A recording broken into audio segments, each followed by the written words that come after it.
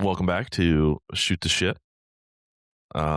This episode, we are going to go over the top 5 best games from 2020 to 2026 each. So Josh has his top 5 with, I think, a couple honorable mentions. And then I will have my top 5 with a couple honorable mentions as well. And I'm really looking forward to this, Josh, to see yours. I am too. And I think what we're going to do is we're going to do then a top 5 games of the 2010s. And then I think we're probably going to do 2000s. And I don't really know if we're going to do any 90s because I think I can only think of a handful of games from then that are still in the sort of the discussion of great games. Wouldn't you say? I can think of 2.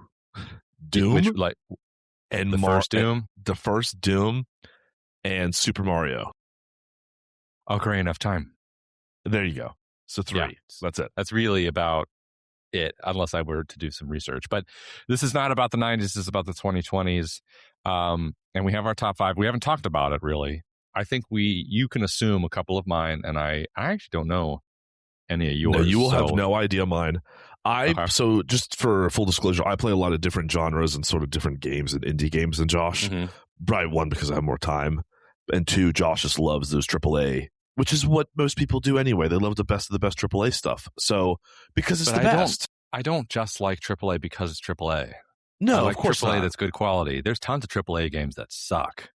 So sure, name one. Concord, Gollum. Yeah, terrible. Yeah, terrible. There's so many games I don't play. Is Highguard. So yeah, there's that too.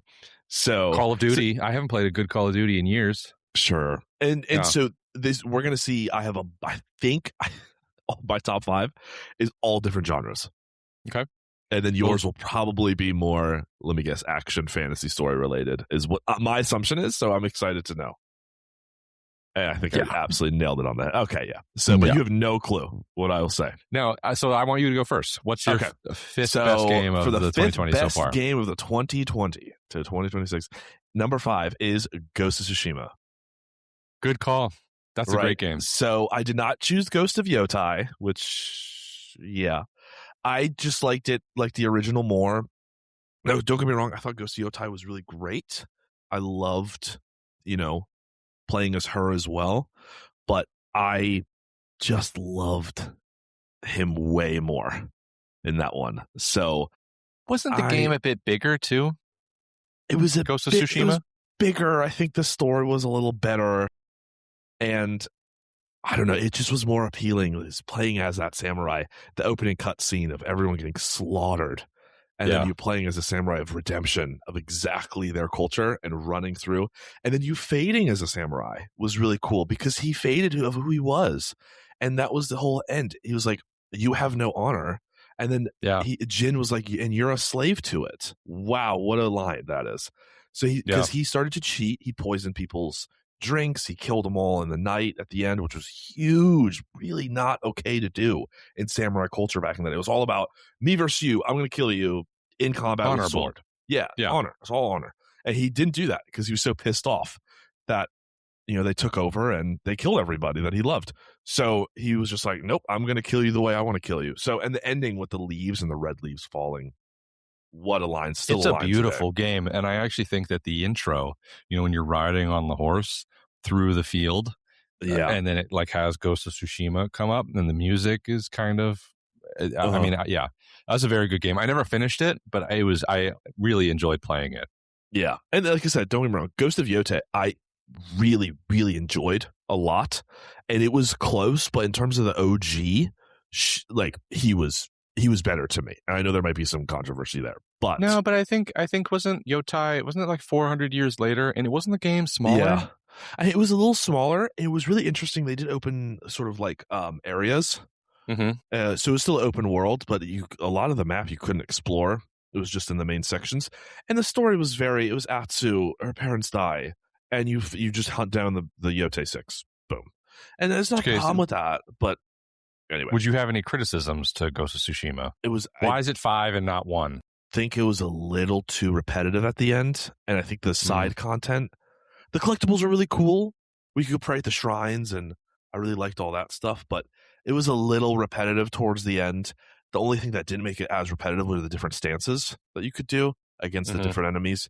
But that's a hard critique. We're talking about the best, 5 games of the past 6 years. So that critique small. is very tiny. That's basically it. And in terms of action games, that would be my probably number 2 or 3 because I had different genres. So that's mine. Sure. I'm very intrigued what yours is. I should guess. That would be so funny if I guessed. What can you guess? I feel like you'd put Baldur's Gate 3. It's Baldur's Gate 3 is not number 5. Okay. Okay. My number 5 is Hogwarts Legacy. Okay. And I mean, when Hogwarts Legacy came out, I mean, I'm a huge Harry Potter fan. I've been a fan since I was in 4th grade. I've read all the books more times than I can count. I've watched all the movies more times than I can count. And Hogwarts, to me, always has this mystery to it. Because in the books, you don't get every part of Hogwarts. You get a lot of it, but you can only sort of imagine so much. And in the movies, it's the same thing. There's only so much of the castle you see. You can't help but feel that there's always more to it. And then to run around Hogwarts, it's on the list simply because I could run around Hogwarts. Honestly, Hogwarts was so well designed and so fun that I was completely enthralled. And you get to pick your house. All the common rooms look amazing. The Gryffindor common room looks almost exactly like it does in the movies. But then you can also see the Slytherin one, the Hufflepuff, the Ravenclaw. All of the common rooms were so distinct and so unique that I just was completely in love with it. And then eventually when you kept playing, you could ride like a hippogriff. You could ride a broom. You could explore the areas around Hogwarts. I just thought it was really, really, really good. I mean, Hogsmeade too. If I had any criticisms, I would say that I think the story was it was very average. Yes. But I think that it kind of rode on its nostalgia almost. Would you say? And then the exploration where you could go to the hamlets down south was really cool too. Mm-hmm. Yeah, what a masterpiece that was. It was a lot of fun. It was very warm, very cozy, and the combat was actually surprisingly good. Intriguing. Honestly, it was better than I thought it would be. Right? And then you added the curses. You could get all 3 and just absolutely yeet everybody. It was really funny. Yeah. But but then it's kind of like lore breaking a little bit, like using the unforgivable curses, and you could do it in like front of professors, and then be like a dummy. Don't do that. Yeah, and you're like, which is really funny. And then, but also, I think problem is like Harry Potter is by definition more of a kid world. I mean, it's not for children, but it's also not quite an adult one. It's like a teenage. I mean, obviously, but the problem with that is like when it introduces adult themes like the unforgivable curses. I mean, Crucio is a torture curse, right? You can use that in the game. They don't quite kind of touch upon the fact that you can torture people. You know what I mean?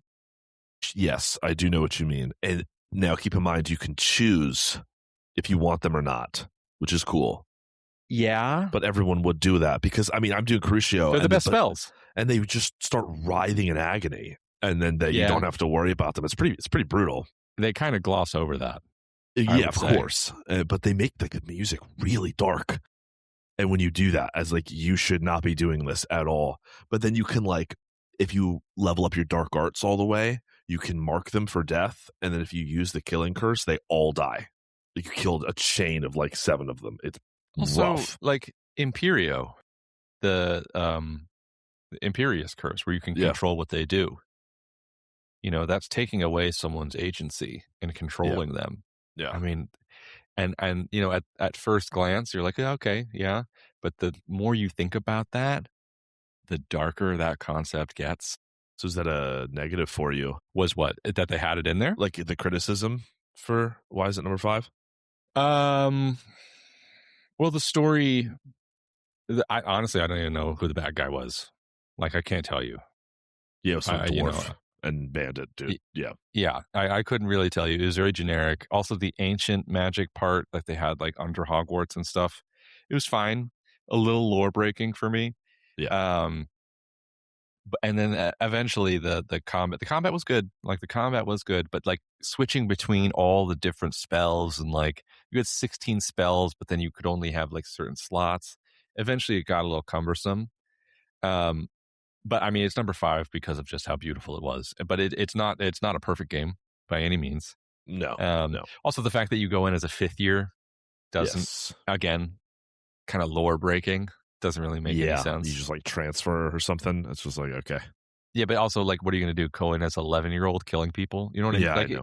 they had to make certain choices to make the game they wanted, and I think they did the best they could with the rules that they had. And also, you're 15 years old killing people, by the way. Oh, I mean, yeah, but is it better that a 15-year-old is doing it than an 11-year-old? That would be so funny. Honestly. Maybe. Yeah, like little Harry. So funny. You're a great wizard, Harry. Avada Kedavra. Whoa. Dude, okay, real quick, a little tangent here. You know in Sorcerer's Stone, you know when they're in the chess match at the end and Ron is like knocked out even though he didn't even get hit by anything. No. And Hermione's like, "You're a great wizard, Harry." Harry doesn't cast a single spell in the entire movie. No. You're right. Right? Wow. Okay, Isn't so that funny? That was probably like obviously they've been studying stuff all year, I'm sure. So the context of he in the book, if you read it, he was obviously really good at what he did. But yeah, in the movie, doesn't cast a single spell the whole first movie, dude. Nothing. So I'm like, shut up, bitch. Yeah. So that's my number 5. Okay. That one. Would you agree? Like, do you think it's fine? Like, I think it's a good number 5. That was a good number 5. I think both the number 5s are solid. Yeah, I agree. Yeah. And honestly, you know what's funny about this list too? I mean, some of the ones that I was going to put on this list are games we've already talked about on the podcast. Yep. So I kind of wanted to change that a little bit. Yeah. Because this could have easily been replaced with Kingdom Come Deliverance 2 or Space Marines 2. I mean, honestly, those could have been on there. And again, they opinionated. Yeah. So, yeah. Okay, so moving on to 4. Yeah, give me your 4. It's huge controversy. That's fine. You're going to laugh. But it is Astrobot, number 4. Okay. One game of the year.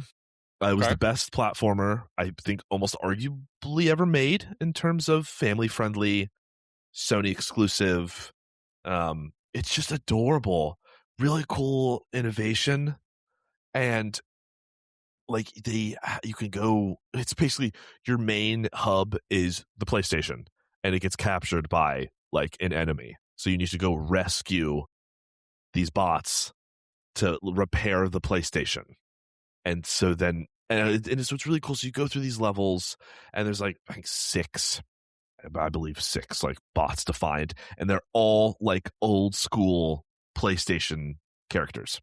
Okay. So at the end of one of the levels and the bosses that you fight, like there's Kratos and Atreus, and then you play as him. Fun. So you play as levels like that. You play as Nathan Drake from Uncharted.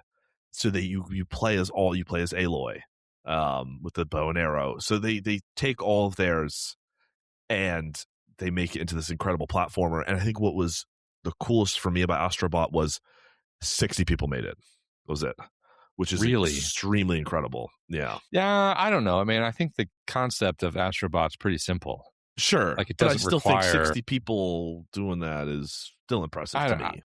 Yeah, I mean, I think I'd be more impressed if it was like 60 people made, Grand Theft Auto or something. Sure. But also the reason why I'm so impressive is because it got Game of the Year. Now, was there anything else coming out that year? Not really. Yeah, but that's okay. What year did that come out? It was 24. Yeah. So what else was in contention? I don't know, but I know it was a little controversial that it won Game of the Year, but I will tell you. Yeah, I gotta admit, it's a little flat. Yeah. Don't you think? Yeah, for sure. So, but I did put it in the top 5 because it was the best platforming game I've ever played. And I played it with obviously my fiance, and she was like, "This is so adorable. This is so cute." Different things it's definitely it's a great level. Great couples game. Yeah, she loved to watch it. She thought me capturing and finding all the bots was really fun. I think there's like 300 to 400. So it's a solid sized game. But Okay. yeah, you get about 20 hours of it, and then you're like, okay, I'm done. Like, this was Any great. criticism, or is it just that it's just a little it was really short? It was really short. Like, the levels are really short. It's supposed to be for kids, really. It's supposed to be. But the problem is, like, what else are they going to do with it? I know. And they've already done DLC stuff. I'm playing that. It's just a couple levels of. It's just level design, and it's a good time. It's a good time. They go through different worlds, and that's where all the bots are. So you just have to refine them, and they help you out. I think that's a good choice. Yeah. And also, at the end of the day, you have to pick the game that was most fun to you. Yeah, and it was. Who cares if it's 20 hours and it's fun? Fun. Like, Video Game Donkey did a I love YouTube video on that. Donkey. And he just did it, and he talked about it. He was like, this is incredible. It's just like him 10 minutes of just doing whatever in the game. He's like, wow, this is so cool. So, all right, that's my number 4. Pure fun, right? Yep. Just a pure fun game. Yeah, correct. I can see that. Yeah. You're up. All right, my number 4 is Baldur's Gate 3. So damn close. I was so damn close. You were very close. And now I think that this is interesting because if we were to sit down and talk about some of the greatest games ever made, I think you could easily put Baldur's Gate in that category. I think Baldur's Gate, talk about how impressive it is as an achievement. The voice acting, the characters, the multiple different endings, the D&D concept, how people react to you, the lore, the writing. Well, there you go. The gameplay. The gameplay is a lot of fun. Now, I will a little caveat here. I've never actually beaten it because it does get a little wonky towards the end.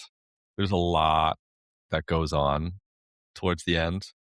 I probably played the first act like 6 times, but I'm actually playing it with a friend of mine right now, and we've discussed that we're going to make it all the way through Baldur's Gate 3 on our playthrough. So, and he's a master at the game. I think my biggest criticism with Baldur's Gate is that I don't always know if what I'm doing is the right thing. But then I also think that's a part of it. That's absolutely a part of it. You can do whatever you want to do, and everything is luck based because of the rules. Mm-hmm. And then you just go have a good time. But I was not a fan. We played it a lot. I massively respected it, but this was not really my cup of tea. I know people. I will say that this game is an utter masterpiece to those who love this sort of thing. Not my cup of tea. We played it for a long time. Wasn't a huge fan of it. I think you would. Yeah. The problem is it's pretty slow. It's just a lot of running around and meeting things and making choices. I mean, it is a D&D campaign, right? You're not always fighting in D&D. You're doing a lot of other things. So I can see why. I mean, it is very slow. Like I played with my buddy the other night, and I think we played 2 hours and didn't get into a single fight. Yeah.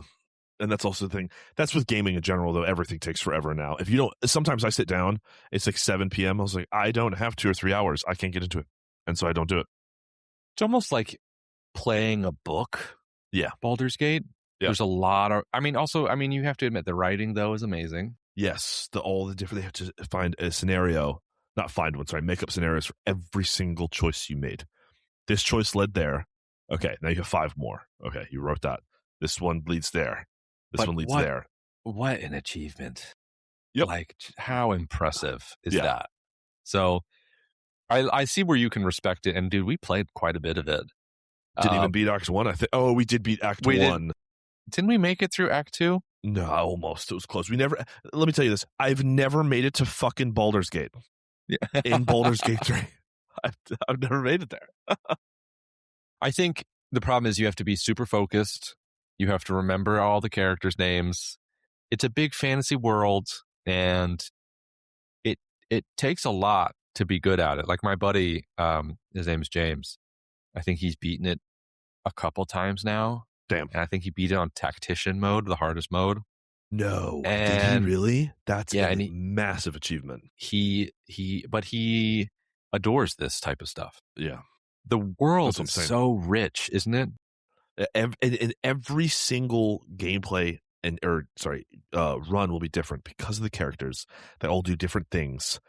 every single one does different things. You put different traits on them. It is so replayable because of like the character you can build too.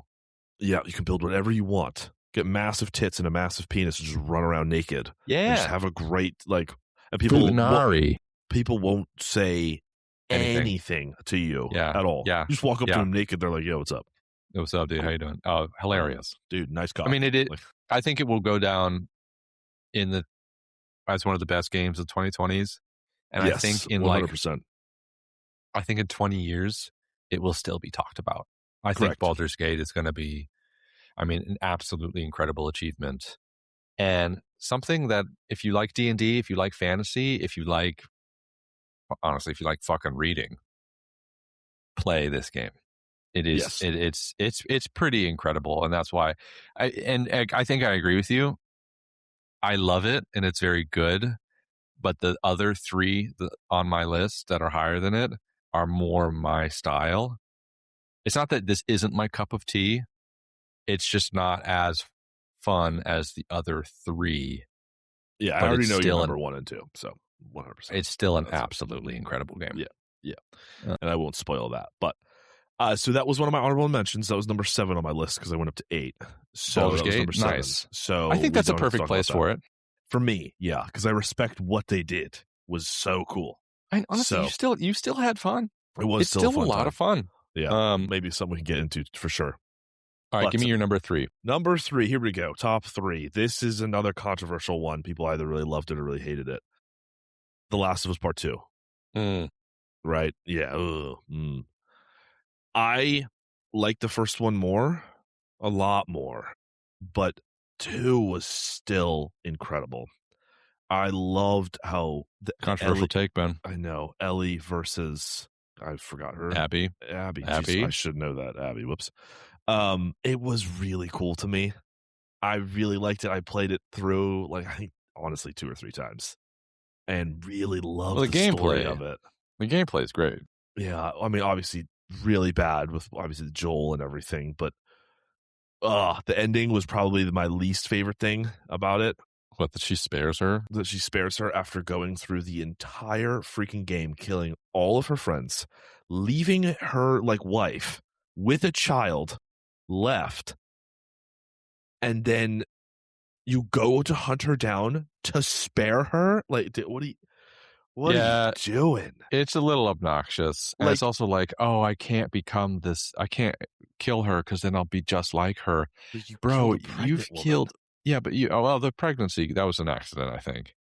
But sure. She's also killed in that game hundreds of people. Yeah, I know. And you kill hundreds of people. Yeah. I will say the survival aspect was really, really good. And I think the gameplay was better than the first one. The storytelling completely was 10 times better in the first one with Joel, and then taking care of Ellie was really awesome.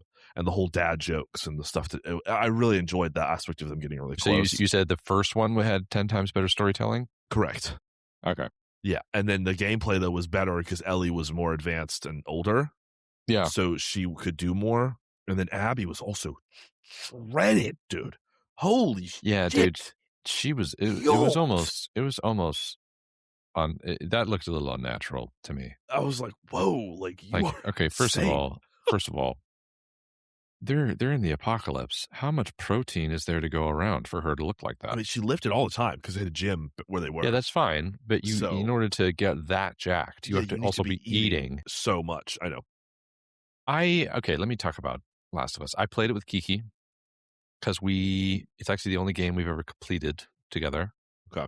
Because we watched season 1 of the show and we really liked the show. And I told her, I was like, we can play the game in between the seasons, and it took us, I think, 7 months to beat. You know how it goes. It takes a while. We only play some encounters are pretty tough too. Yeah, I mean the Rat King scared the shit out of me. Yeah. So we played it, and I mean she was literally covered her mouth on the Joel death. She was absolutely what the fuck? She was she got sick to her stomach. She said, and I mean it's rough. True. People got really upset at the Joel death, and I can see why. I think the problem is I already knew it was coming, I knew that he was going to die because I'd seen it online. Because when the game came out, people were freaking out. I think that it's fine for him to die. I think the problem is when you play Abby, it's just like, what? Yep, that's true. I mean, That's what we're talking about. it's a bold take. And I Very. will say, like, when you play as Ellie, Ellie is a great character. Yes. Again, the issue is Ellie in the game is a million times better than Ellie in the show. I know. Ellie in the It was show is poor terrible. casting. It was poor It's casting. very bad casting. It's fine. A little bit of bad writing though too. Yeah. I'm gonna be a dad. Horrible. Oof. But Ellie in the game, you play with her for like 5 to 6 hours, and then all of a sudden you cut to Abby, and you're playing as Abby for like 3 hours, and you have none of your shit that you just made for Ellie. I mean, it was kind of cool, the parallel story, like back and forth. Leading up to it. Like there's that event at the hospital where Ellie kills all the people in the hospital. Yep. And then Abby hears about it. And it's like, oh, that's Ellie. That's what we did, 5 hours ago or whatever. Yep. So that was really, really cool. And when they caught up to each other, though, and the scene in the theater, scared the shit out of me. Yeah. Just boom, headshot, died. I was like, what the hell? And Tommy, like, hunting her, and just killing everyone was really terrifying. It was terrifying. And the graphics were incredible. Yeah, so that's why it's number 3. And I know I could put a lot else there, but that's why it was so controversial, and I loved it. So I thought it was really fun, and I really enjoyed the dread, and the storytelling was my only with the ending, but the gameplay and the survival aspect of crafting and ammunition reserves and making sure that you don't run out of stuff is just second to none to me. I've never played anything else like that really before. The atmosphere, just the dread at the end, walking on the beach and everyone's hung up. Yeah, that was pretty hardcore stuff. Oh man, really hardcore shit. Also, dude, the game is kind of terrifying. And then going through Abby in the forest where they're all hunting you in the bushes, and then they catch up to you and the little kid. Remember? Because there was like a cult stuff, and he was like, I think, trans, and he was like, I'm a girl, and he wasn't, so he cut off his hair, and so I loved that, and it wasn't forced, any of that stuff. It was really, and then Abby like showed compassion, and that's why I think they showed all of that. Joel killed her dad, and that's I know, brutally because of a girl. That's what they were doing. They were trying to show that this is very complicated, and it was. Yeah, we talked about this for a long time. This is a controversial take, but I like two scary things real quick, dude. The Rat King under the hospital is easily one of the scariest things I've ever played. I don't like horror games at all because I'm a massive pussy. Yes, but the Rat King, we played that on the easiest difficulty, and that was horrifying. Yeah, and then there was also the was it the hotel where she goes like down the levels? They're all there. Mm-hmm. Yeah, they're all there. Yeah, go down. Oh, amazing. Yeah, well, it's a good choice. That's a very good choice. Okay. Yep. I know what your first two are, but I don't know what your third is. So my third one is Doom Eternal. Oh wow. Yeah. That's a little surprising. Okay. You think so? Yeah. There's a lot better out there. Now that's my personal take. But I still love the Doom games. So no Dark Ages? Eternal's better than Dark Ages. Really? Okay. Well, yeah. I think I have like 150 hours in Eternal. Damn. I just checked Dark Ages. I've got 30 in Dark Ages. Dark Ages was phenomenal. Dark Ages is great. No, I think Dark Ages is an amazing game, and I think it's a wonderful sort of addition to the Doom franchise. I just was addicted to Eternal. I would play that campaign over and over again. Yeah. I beat it on Ultraviolence. It was so much fun. And part of it, what I like so much about it, it's so hardcore. It's such like testosterone energy. Yeah. And the executions are incredible. The guns are a lot of fun. The levels are fun. Is Baldur's Gate like a more complete game and technically a better game? Sure. But Doom Eternal has this like it's kind of like fuck you energy in that game. And for some reason, I think that appealed to me a ton, you know? Yeah, I agree. In terms of first person shooter that's not multiplayer, fantastic all around. All of them. I like the description between Doom Eternal and Dark Ages is that Doom Eternal, you're a fighter jet, and in Dark Ages, you're a tank. Yes. So I thought that was an interesting comparison. That's why I think I like the Dark Ages more. Oh, I will tell you, oh God, they're so short. And I know it's not their fault. I know. But damn, dude, they're so short, those games. Shit. Doom? So, yeah, they're short, man. The Dark Ages is like 10 hours. Yeah, but like, that's I know. What are you going to do? Nature of I know. It. What are you going to do? I know. It's they have a story that they tell. Yeah. There is that new DLC that just came out for Dark Ages that I got. Yeah, I'm playing that soon Doom too. Eternal. Doom Eternal had 2 DLCs, I think. Yeah, I played those. Those are tough. Those are tough, and they're a lot of fun. Yeah. I think at the end of the day, a game has to be fun. Baldur's Gate is great. Doom Eternal is a bit more fun. You get what I'm trying to say? Yeah, I agree with that. I was surprised you put it into your top 5 of 2020 to 2026, but I already know your first 2. But yeah, I think I was just looking at all of the games, and like I could have put, Kingdom Come Deliverance 2 there, but I already have a couple that are kind of like Kingdom Come Deliverance. But I mean, I looked at Doom, and I would play it all the time. Yeah, I know. I would just replay it and replay it and replay it, and I just had so much fun with that game that I think it's there because it is pure fun for me. Sure. That's my number 3. Okay. Yeah. Any criticisms? No. Okay. I didn't like the Ultra Nightmare where you restarted the campaign over and over. I didn't like that.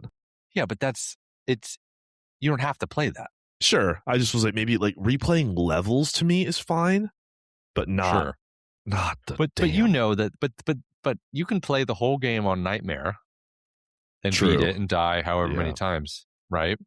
You don't have to do Ultra Nightmare. I know. Because Ultra Nightmare is for the people that are crazy, who are psycho. Yeah. Right? It's like the people who try to beat Sekiro without dying. Oh, that's right. Yeah. Okay. Yeah. Good luck with that. There are people who have beaten all of the Souls games without getting hit once. Yeah, he did that. He went through the whole... They did it in order. He went through Elden Ring and didn't get hit once. No.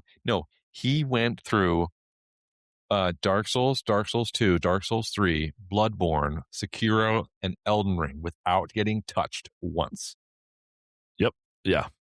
So there are clearly people out there. I mean, I think I like that it's in the game.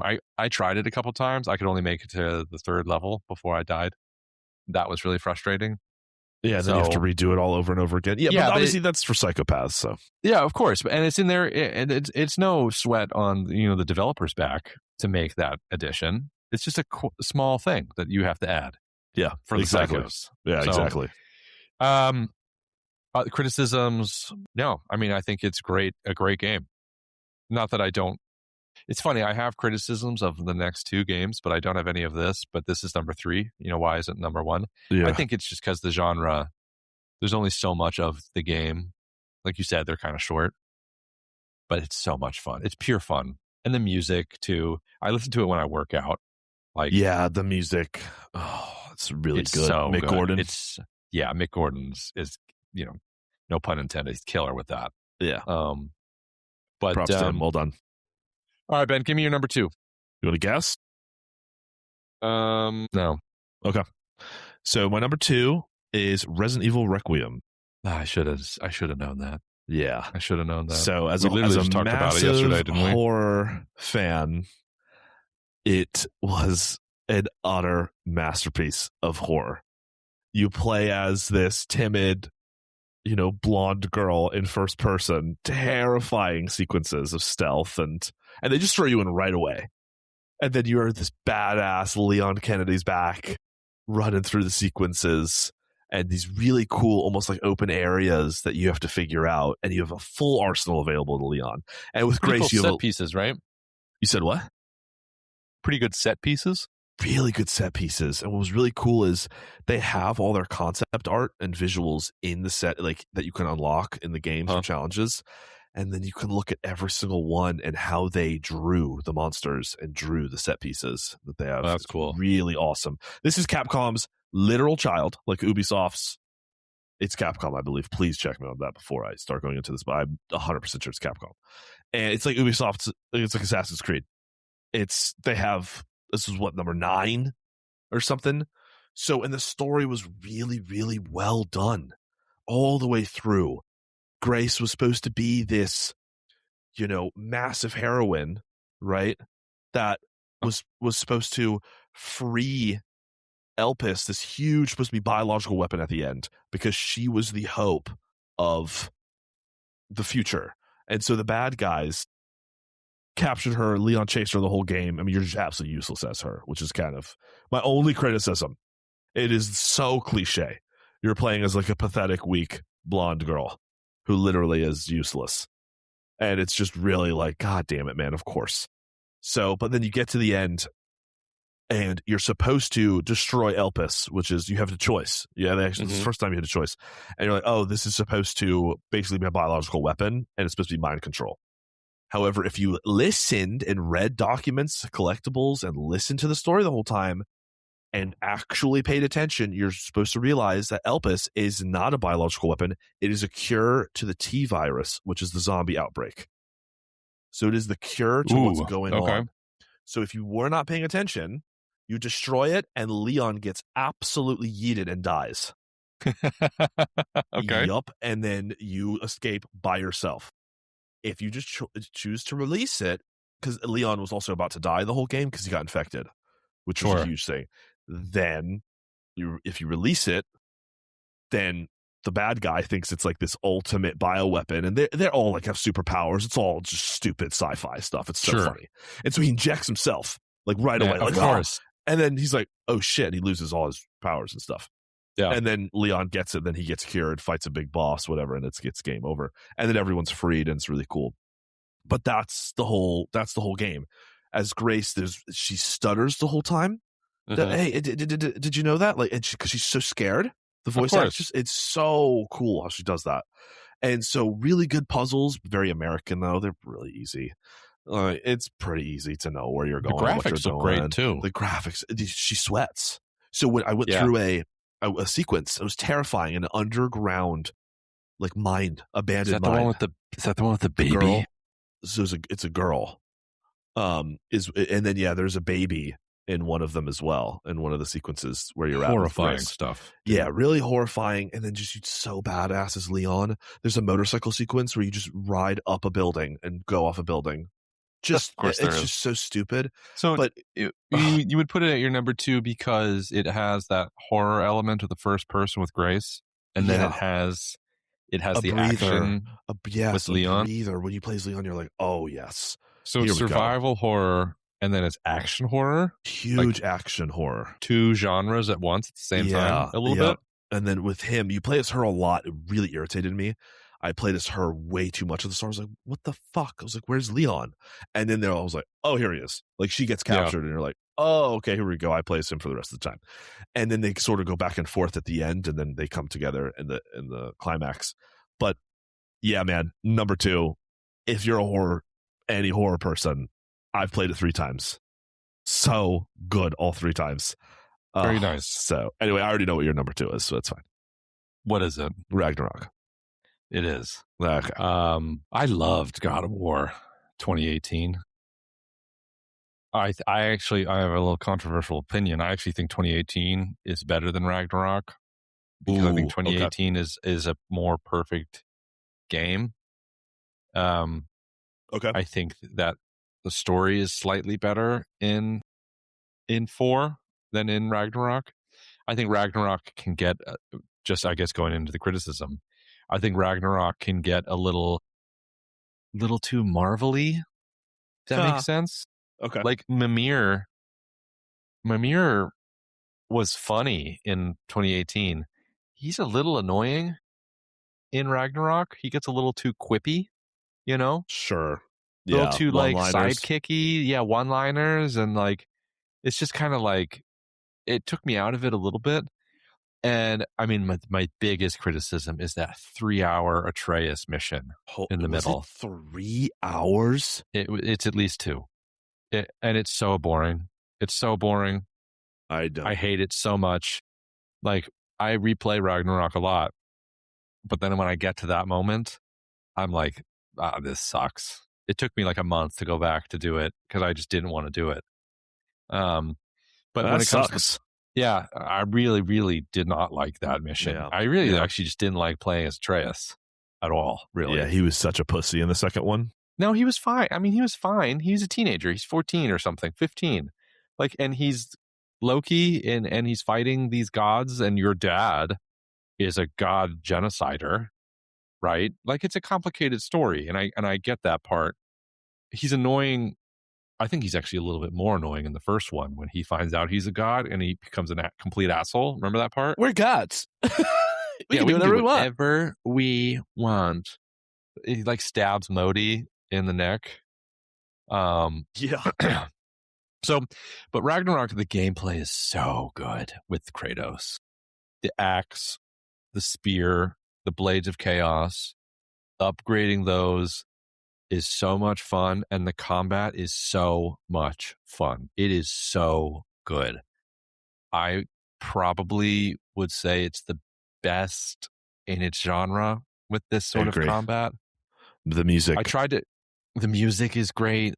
The intro with Thor is amazing, and Odin was really scary. Well, I was shit. It's really good stuff. The God of War is a little scared. How do you think I'd feel? Yeah, like exactly. Yeah. So, and again, it really has that like masculine testosterone fueled gameplay, and Kratos is a really, really good character. Such a bro.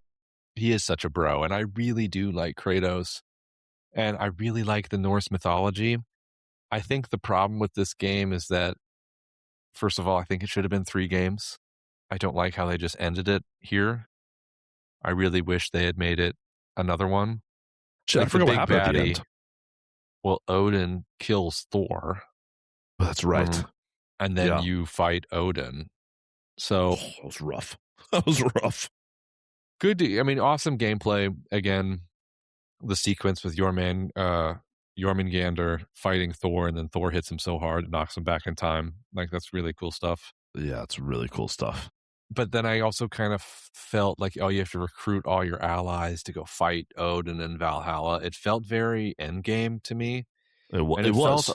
Yeah, but it took away from the brutality of the first 3 games in the Greek pantheon. Like, those games are really brutal, very, very violent, but also the story is really well done, and it's very much its own thing. I should not be thinking about, Captain America while I'm playing a God of War game. So I just wish it had been to say I wish it was more hardcore is a little ridiculous, because it was really hardcore. But I wanted it to be 3 games, and I wanted Thor to be the big villain of this one, and then Odin be the big villain in the third one. But I think the game is really, really fun. It's so much fun. The gameplay is so good, but it's not perfect when it comes to the story and some of the writing, and then like maybe being a little annoying. It's crazy. It's your number 2, and you criticized it a lot because that's how good the gameplay is. Yeah, the gameplay is so much fun. Yeah, it is. The loop and all the different abilities. Kratos makes up for all of it. Kratos is perfect. I know he is. He is Atreus such a good Atreus is fine. Atreus is a good parallel to Kratos. Wouldn't you be like Atreus if your dad was Kratos? Yeah, probably. Yeah, you'd be a little bit of and also, dude, we have to remember, man, I used to teach 8th grade. He's a teenager, man. Teenagers are annoying. Yeah, they're really trying to figure themselves out. And imagine this other stuff is happening. You would be just as annoying. I think the voice acting was great. Atreus is really, really good in the voice acting. Kratos' voice actor is really, really good. Odin, Thor, all of it is really, really good. But yeah, I mean, Atreus, I just didn't like his missions. Those, I just didn't care about those. Yeah, I know. He just has a bow and arrow. The bow is cool, but then he hits him with the bow. You're just basically beating the shit out of someone with a stick. Yeah, with your bow, you're just like, oh yeah. It's like, okay, yeah, whatever. and it's like it's fine. I mean, I think they did a decent job with it, but it's just like when you play as Kratos, you're just desperate to go back to be playing as Kratos. So Yeah, I know, but they it is gave it a great, try. They're remastering the 3 God of War 1, 2, and 3. yeah, that's going to be Gonna be great. cool. Are they Yeah. remastering it or remaking it? See, maybe resync. Yeah, resyncing it. Yeah. I mean, again, I know I criticized it there, but like, it is so much fun. It is a lot of fun. A good action game. And I mean, that's why it's my number 2. Because my number 1. All right, we all know. Yeah. Yeah, it's fine. Yeah. Well, okay, fine. Well, what's your number 2? Oh, wait, you already. No, we're on did your number 1. 2. We're on number 1. Give me your number 1. There's a lot of honorable mentions, but that's fine. Give me your number 1, and then we'll do honorable mentions. Arguably the best time of my life. So, do you have any idea? I'll give you a guess. I will know the second you tell me, but I'm okay. Not my number 1 game. Apex Legends came out in 2019. I think. Did it? Apex? Yeah, when did it come out? No, it didn't come out in 20. I don't know. Is Forza Horizon 5. You have a driving game as your number 1? Yep.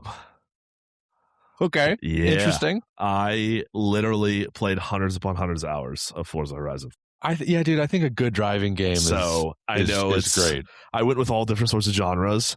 There is not one single critique of Forza Horizon 5. None? None. It was a masterpiece of a racing video game that nothing else will ever compare to that. Okay. So, yeah, it's a super controversial take, but the open I think it's world, controversial. I mean, I think you did a good job. You made your top 5, and you picked. I had action platformer, survival, action horror, and pure horror, and then a driving. Yeah. So I think it's a good list. I was really close. Ragnarok was damn close. They should have been on the top 5 probably, and then obviously Claire Obscure and Metaphor Fantasio from me as well. Metaphor Fantasio was incredible, but in terms of pure fun and pure what I thought I played the most in my times of my life in the last 6 years, Forza was it for me. I was doing long distance with Abby at the time, and every Thursday they did like weekly challenges, and I'd play on Thursday at night after work, going into my Friday, knowing I'd see Abby the next day. It was just, and I'd sit there and race and have such a good time. I collected every single car in the game. I think it's kind of like why I put Doom Eternal here.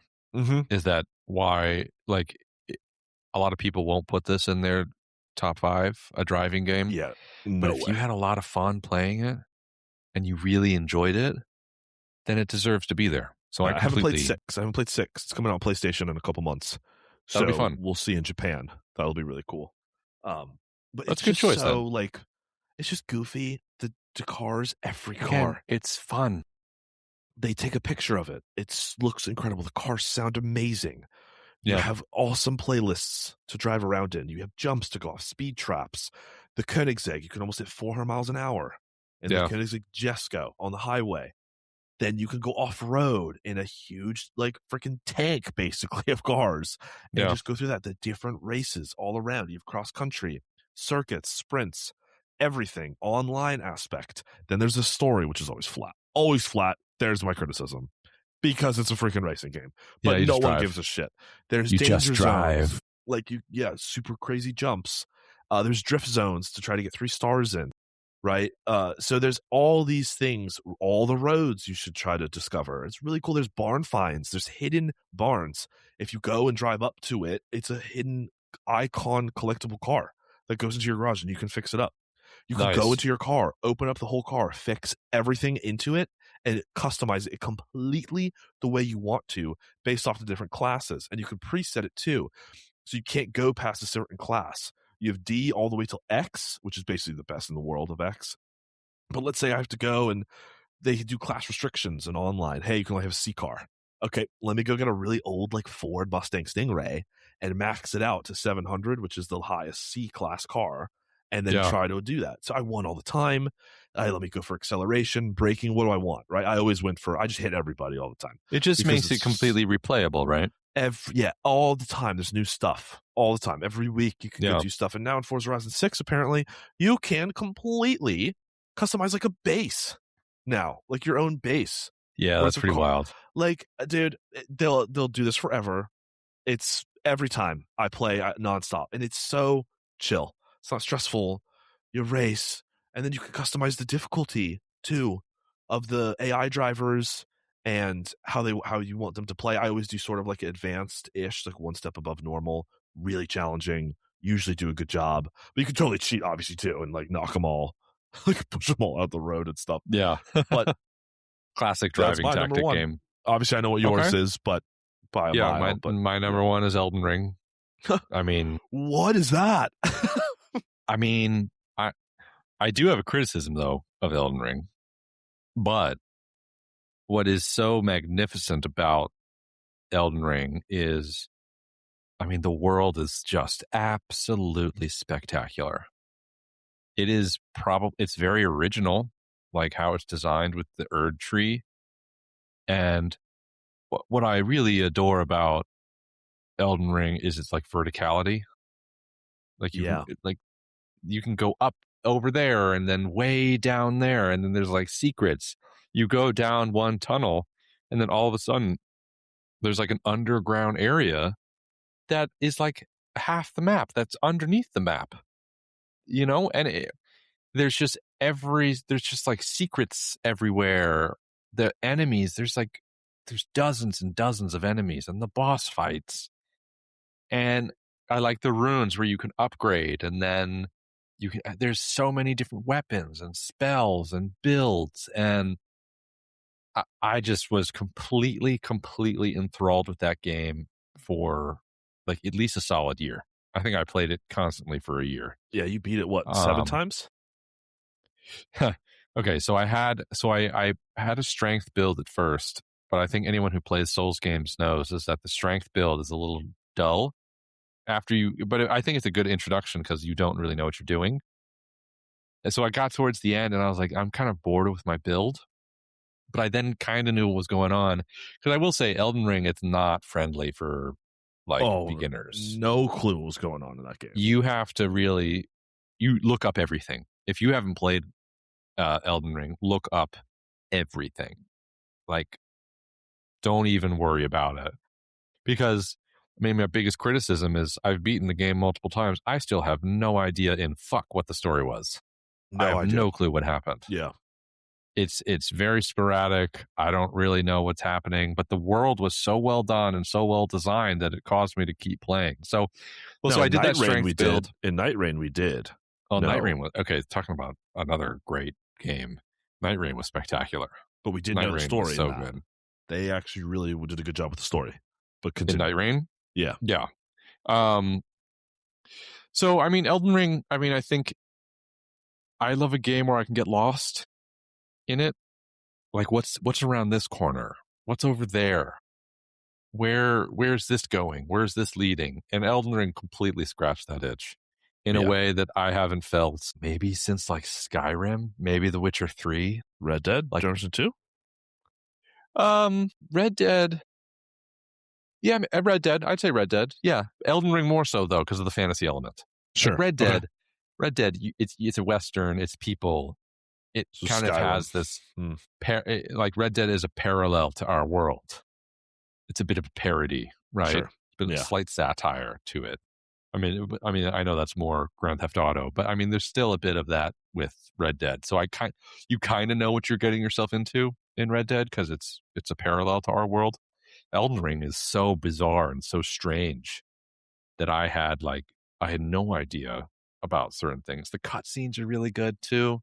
There's also like the secrets are everywhere, right? It's a very, very good game. It's a lot of fun. And it was like one of those games that I'd play, I'd go to bed, then I'd go to work the next day, and I'd be thinking about that game all day at work. Yes. It's one of those. Great. And that is the sign of a great game. And it's Elden Ring for me. And again, we talked about Baldur's Gate and Elden Ring going in the games that will still be talked about. Elden Ring will be talked about in 20 years. 100%. Yes, absolutely still be talked about. I also think Elden Ring will probably go in the top 10 ever. Or it'll be in the top 10 for the next 30 years, I'd say. Elden Ring. That's I think how good that Agreed. game is. Yeah, and I don't know what they're doing now from Software. They did Night Rain, which was great. The 3-player, that was so much fun. 3-player we should play co-op that some was more. incredible. That was great. Yeah, the Duchess. But any honorable mentions now to wrap this up? You go for it. I didn't make any honorables, so go give me yours. So I definitely, obviously, God of War Ragnarok was really close. It was like either number one or not on the list for Ragnarok for me. It was like Forza or that. Both would be replaced. So you can replace those probably at number 6 or 1 and flip those both. But I went with the racing game because they're slept on and because they're just fun. But Ragnarok was pure fun. Absolutely stunning as well. I loved Ragnarok. So Elden Ring was on there. Baldur's Gate 3 was on there for me. Not because I didn't play them a whole ton. And Elden Ring was, I still need to play it. I played a lot of it, but I never beat it. Elden Ring is daunting. So, and then the last two for me that was shocking that wasn't on either of our lists, but it was too much for me at the time. And I still haven't even beaten Act 1 was Claire Obscure, Expedition 33.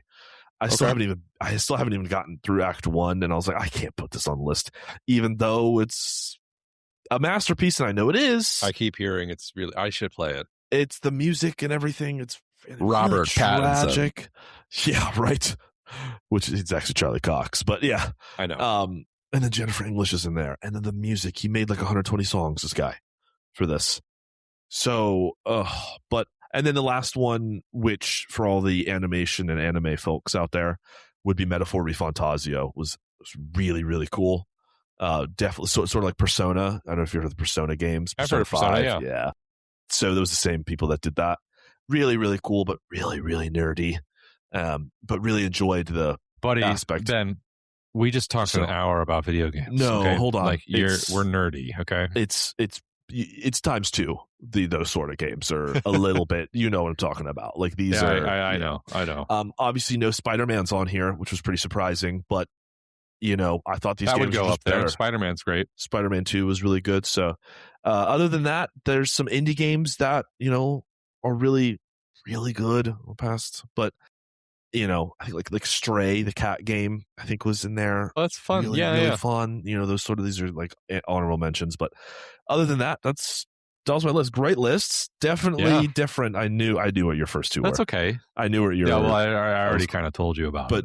Well, I knew from how much you talk about it, for fuck's sake, how much you talk about all of them. But did you know any of mine? Would you have guessed any of those? No. Yeah, that's what I thought. Okay. Because you play a lot of games. That's what I'm saying. I play a lot. So this was hard. It's a good list. Me. I think I would have guessed a Resident Evil on there. Yeah, Tsushima was there just because of the Japanese culture I really liked. Astrobot platformer, best I've ever played. Survival game, best I've ever played. Was the best survival game I've ever played. What was the best horror game was Requiem, and the best driving game ever has always been Forza. Good. It's a good list, Ben. It's a good list. Yeah. Yours is pretty shit, but it's okay. Yeah. No, it sucked. Yeah, yours was fine. But I'm intrigued what everyone else thinks. If you listen to it, please let us know what's your top 5? What's your top of the 2020s? 2020s? Yeah, everything. So, yeah. All right. Well, this has been Shoot the Shit. We appreciate you listening, and we'll talk to you later. Bye.